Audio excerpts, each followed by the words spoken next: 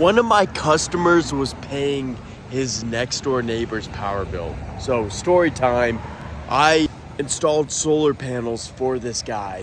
After the system was installed, he was waiting for the power company to come out and put the net meter, the solar net meter on his house. A month went by and he's like, hey, can I turn my system on yet? Like what's going on? What's taking so long?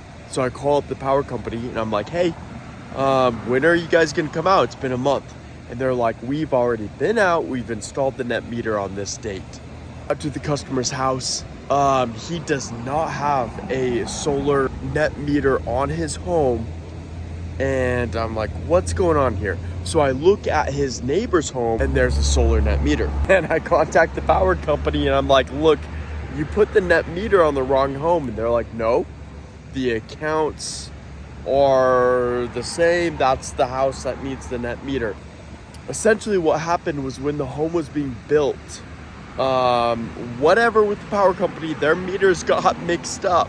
So from the time that he moved into his home and his neighbor moved into his home, he was paying his next door neighbor's power bill. His next door neighbor was paying his. If you look at your electric bill, if you look at your power bill, there will be a number, it'll be a meter number, and then you can go out to your meter on the side of your home and check to make sure that the meter on your home is the same as the meter that's listed on your power bill, so that you know that you're paying your actual power bill for your home.